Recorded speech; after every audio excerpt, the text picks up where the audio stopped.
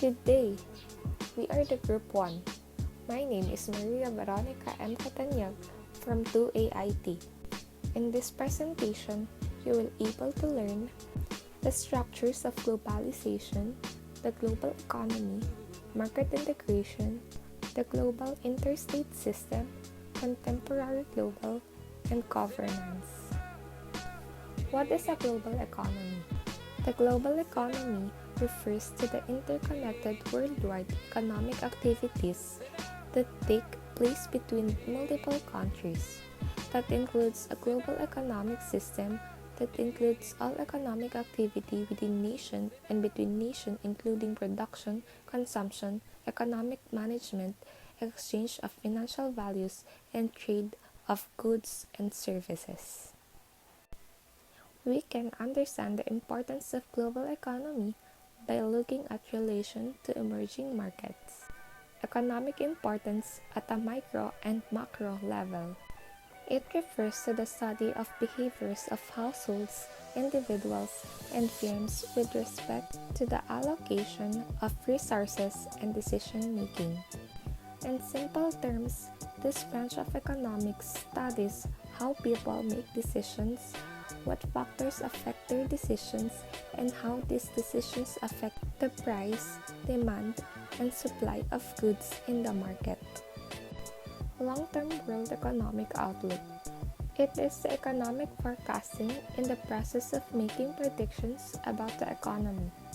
According to the International Monetary Fund, the Philippine economy is seen contracting by 8.3% this year, poisoned to be biggest annual gross domestic product drop in history.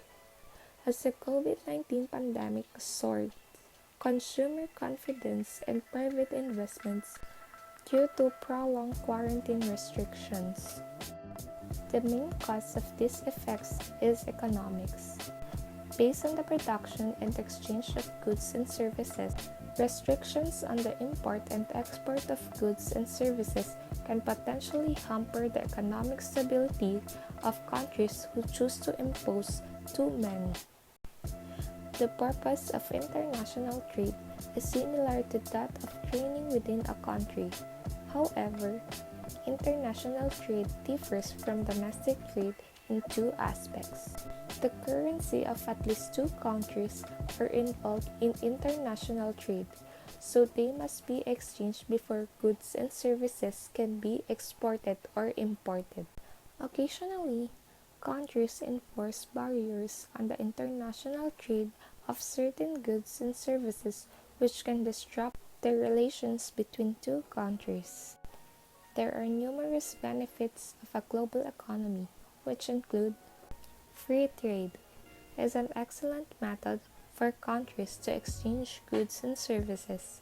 It allows countries to specialize in the production of those goods in which they have a comparative advantage. Movement of labor. Increased migration of the labor force is advantageous for the recipient country as well as the workers. If a country is going through a phase of high unemployment, workers can look for jobs in other countries. This also helps in reducing geographical inequality. Increase economies of scale. The specialization of goods production in most countries has led to advantageous economic factors such as a lower average cost and lower prices for customers. Increase investment. Due to the presence of the global economy, it has become easier for countries to attract short-term and long-term investment. According to the latest economic news, here are some of the key factors that influence and affect how well the global economy works. Natural resources, infrastructures, population, labor, human capital, technology, and law. Economic growth is an increase in the production of goods and services in an economy. It increases capital goods, labor force, technology, and human capital can all contribute to economic growth. Economic growth is commonly measured in terms of the increase in aggregated market value of additional goods and services produced using estimates such as GDP. So in the chart given, you can see the economic growth in 2020 that it literally dropped down, and you can see the difference with the economic growth in no COVID-19 and with COVID-19 and with the risk scenario in pandemic. Small business and businesses are being affected, and there are many sectors that affected with this COVID-19 because of the mandated of the government that we need to follow that non-essential business shall be remain closed until further notice, and the people for going out, it is being controlled by the government because we need to follow the the social distancing, and with that the business is being many business and small businesses are having a problem with their cash flow, and many people have been unemployed today because of the effect of the COVID-19, and with that economic growth has been a problem here in 2020 because many business and small businesses has been affected here, especially travel related industries, restaurants, sports events, and anything that involves money. In the chart given, we can see how COVID-19 affected the economy of the world and how things fall off so quickly. Many people have been unemployed, and many businesses has been restricted to control the people from getting out. COVID-19 has already affected many sectors like travel-related industries, hotels, restaurants, sports events, electronics, transportation, etc. It literally shut down everything. The COVID-19 pandemic has drastically and quickly changed the ways of life for virtually everyone around the world to some extent. It caused them to practice social distancing, wash their hands more thoroughly, and get accustomed to wear masks. The public health threat also allowed many people to work from home for the first time, and some will do for the foreseeable future. This is also the clear link between small businesses and COVID-19, especially as authorities forced non-essential enterprise to close temporarily and mandated that all others follow new health and safety procedures. The importance of global economy to ourselves is it will lead to increase in unemployment, increase in revenue tax, increase in consumption, and encourages investment. These four things will lead to economic growth, and it will make our lives better with higher incomes, improve government finances.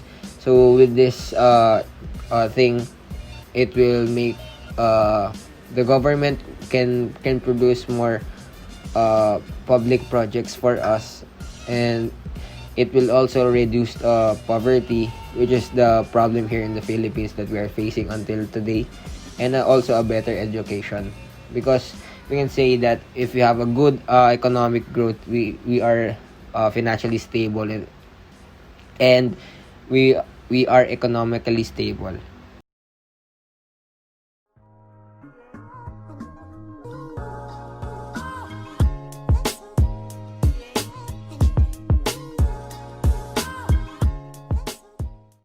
Hello, my name is Jardan Hira, and I will be discussing market integration. Market integration occurs when prices among different locations or related goods follow similar patterns over a long period of time. Groups of prices often move proportionally to each other, and when this relation is very clear among different markets, it is said that the markets are integrated. The importance of marketing integration is that it allows you to spread your marketing message across multiple channels and increases the chances of it being heard. Best of all, customers engaged through multiple channels tend to spend more than other customers. Therefore, spreading your marketing message can increase your return on investment. People outline a vision for the future of market integrity that it will increase confidence in financial markets and help meet the changing expectations of their stakeholders. Market integrity matters. You can play an important role in keeping our markets clean.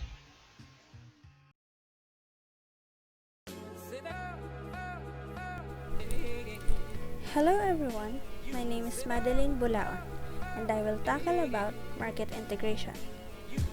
So what is market integration?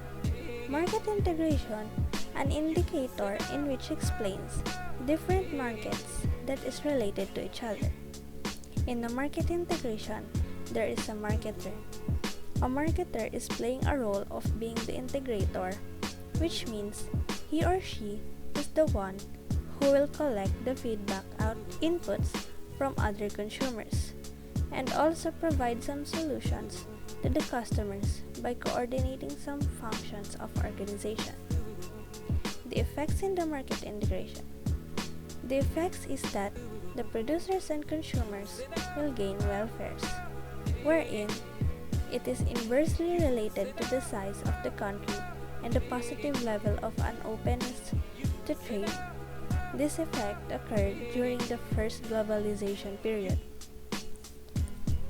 There are types of market integration. The type number 1 is the backward vertical integration, which means involving a business operation in the supplier chain and other retailer buys a wholesaler. Second, conglomerate integration, which is a combination of firms that is involving unrelated businesses. Third,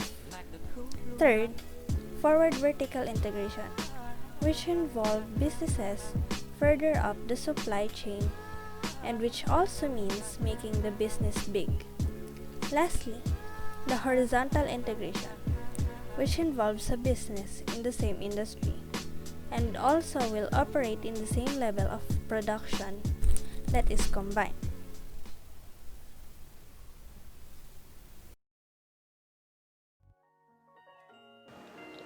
Hello everyone, I am Marcel Asong of AIT2 and what I'm about to discuss is the global interstate system. Without further ado, let's start the discussion about the global interstate system. For a very long time, states have been a dominant actor in international affairs. The interstate system has been organized around the principles of state sovereignty, territoriality, and non-interference. But the idea of state has been transformed over time. The state in the contemporary world is in many ways different from the kind of state there was centuries ago. Not only that, non-state actors, such as international organizations and global corporations, continue to grow in number and take on roles that either supplement, overlap, or even replace that of the state. So, what is interstate system? The idea of a system requires the existence of units among which interactions take place. In the interstate system, the units are the states and the interactions include war, diplomacy, and cooperation. To make it short, ladies and gentlemen, when we are talking about interstate system, this is a system on how we are going to deal with another state in this world, how to make friends, how to make businesses with them, and so on and so forth. The system will guide each and every state in this world to avoid conflicts, to avoid war, or any other case that can happen in this world. What are the principles underlying the interstate system? These are the following: sovereignty, territoriality, and non-interference. What is sovereignty? In political theory, the ultimate overseer or the authority in the decision-making process of the state and in the maintenance of order. The concept of sovereignty, one of the most controversial ideas in political science and international law. is closely related to the difficult concepts of state and government and of independence and democracy. Sovereignty was originally meant to be the equivalent of supreme power. However, in practice, it is often has departed from its traditional meaning.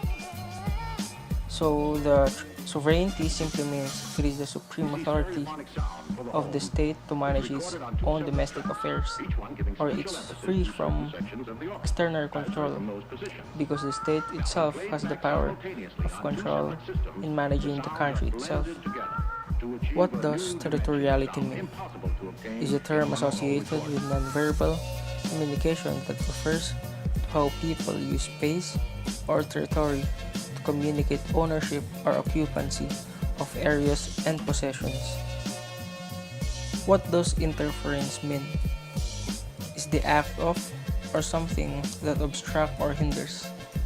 However, in the principles of the interstate system, that is the principle of non-interference, and therefore, the state cannot be interfered from the other state in the world with the due respect to the so-called interstate system. Thank you for the informative presentation about global interstate system, Mr. Asong. I'm Mr. Abraham Montenegro from 2BBE, continuing the presentation about global interstate system. So first, let me share you about my few knowledge about the principles of global interstate system. Country-states are sovereign in governance and law, but they make economic and legislative compromises for mutual benefit with other sovereign jurisdictions. It takes diplomacy and international treaties to cultivate the most viable business environment for global cooperation. So what is the importance of the United Nations for the global interstate system? It is to maintain international peace and security. The UN does this by working to prevent conflict, helping parties in conflict make peacekeeping, and creating the conditions to allow peace to hold and flourish. So for my first slide, the study and practice of global interstate system or international relations.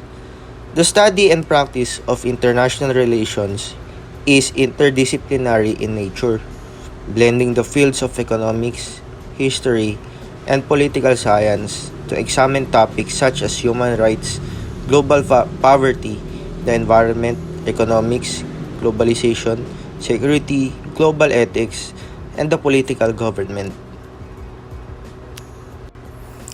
Next is, what are the factors affecting the global interstate system? International relations have used globalizations to reach its goal of understanding cultures. International relations focus on how countries, people, and organizations interact, and globalization is making a profound effect on international relations. Next are the benefits affecting global interstate system. It promotes successful trade policies between nations. Countries from other countries build a better system for policies that make the trades more easier. It also encourages travel related to business, tourism, and immigration, and providing people with opportunities to enhance their lives.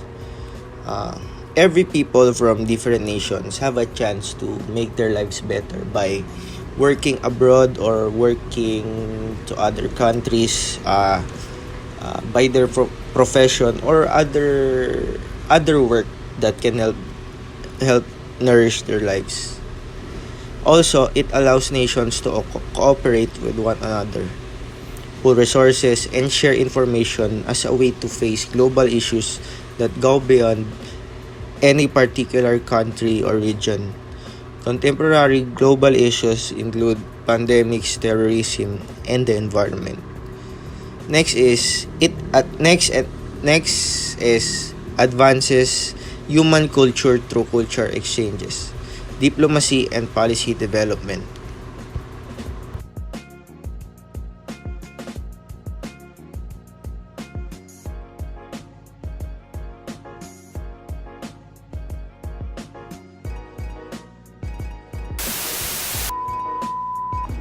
Good morning, everyone. My name is Jessica Galicia.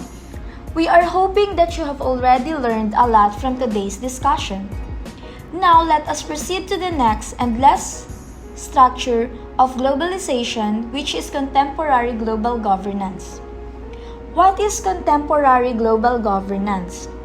Contemporary global governance is a term used to describe a movement that brings together diverse actors to coordinate collective actions at the level of the planet. It examined the gap in the international system for managing complex issues and to engage stakeholders on practical steps for collective problem solving. Global governance also provides global public goods, particular peace and security, justice and mediation system per conflict, functioning markets, and unified standard for trade and industry. So, under global governance, there are three institutions. The first one is the United Nations or UN. The United Nations is an intergovernmental organization founded in 1945 after the Second World War. It aims to maintain international peace and security, developing friendly relations among nations and promoting social progress, better living standards, and human rights. The second one is the International Criminal Court or ICC. This institution investigates and where warranted tries individuals charged with the gravest crimes of concern to the international community. Examples of such crimes are genocide, war crimes, crimes against humanity, and the crime of aggression. The last one is the World Bank. This is one of the world's largest sources of funding and knowledge for developing countries. The World Bank aims to reduce poverty, increase shared prosperity, and promoting sustainable development. There are different definitions of global governance. For people having many perspectives, global governance can be defined in numerous ways. Global governance portrays to the process of assigning laws or guidelines expected for a worldwide scale, which means that there is an existing acceleration of worldwide interdependence both between human society and humankind. In addition, it is also used to designate all guidelines intended for organization and centralization of human societies. This denotes that this also manage the global process in the absence of global government. According to Thomas G. Weiss, global governance refers to the concrete cooperative problem-solving arrangements, many of which increasingly involve not only the United Nations of States, but also other UNs, namely international secretariats and other non-state actors. In other words, global governance refers to the way in which global affairs are managed, which correspondingly explain that global governance is an international process of consensus forming that generates guidelines and agreements that affect national government and international cooperation. It is not a singular system that governs the whole world. Hence, the various systems of global governance have similarities. That is why it can be said that it is ideally not a world government. It alludes to the way in which global affairs issues are overseen. Lastly, global governance pertains to the political collaboration needed to tackle and solve issues that influence more than one state or locale when there is no capacity to uphold consistency. That's all. Thank you. Good day, everyone. My name is Eliza Christine Pantola from 2AIT. To give an ideal example of the significance of contemporary global governance, let me explain to you the United Nations, its role, and what governing bodies it is made of. What is the United Nations? First, let us discuss a small background about the United Nations. It all started during the World War I. During those horrifying times, the main goal of the United Nations is to create peace by reducing the international tensions, promote human rights, and to minimize the possibility of a large-scale conflicts. However, it did not end successfully according to plan, as various of countries left the league, causing it to crumble, as it ultimately failed to prevent what became known as the World War II, or the world's worst history. The United Nations is also called as UN. It is an international non-profit organization formed to strengthen its member countries' political and economic cooperation. The next part that we are going to talk about is the purposes of the United Nations. The first purpose is to maintain international peace and security. It takes the lead in determining the existence of a threat or an act of aggression. It calls upon the parties to a dispute to resolve it by peaceful means and recommend methods of adjustment or terms of settlement. The second purpose is to develop relations among nations based on equal rights and self-determination of people, and to take other appropriate measures to strengthen peace. A good example of this is the regular and annual conventions held at different places all around the world. The third purpose is to achieve cooperation in solving international economic, social, cultural, and humanitarian problems. A great example could be their projects that are conducted to deliver humanitarian support to those people who experience hunger, people who are sick, and etc. The fourth purpose of the United Nations is to promote and encourage respect for human rights and fundamental freedoms for all, without the distinction to race, sex, language, or religion. A good example is when the United Nations launched a comprehensive review on the Philippine drug war. The fifth and the last purpose is to be the center for harmonizing the actions of the nations in achieving these ends. Another great example of this purpose is when the United Nations mobilized a global fight against COVID-19. The principal organs of United Nations. The United Nations consists of 6 principal organs. The first is the General Assembly that was created in 1954. It is the heart of the United Nations because this is where key decisions are made that affects its member states. Moreover, the General Assembly is made up of 193 member states where a member country have an equal voice in decision-making in subjects pertaining to international peace and security, including development, disarmament, human rights, and the peaceful arbitration of disputes between nations. The Security Council is the second principal organ. It is a primary instrument for establishing and maintaining international peace. It has an overall 15 members, which is made up of 5 permanent members and the 10 temporary members, elected by the General Assembly from 5 different regions of the world. The next is the Economic and Social Council, or also called as ECOSOC.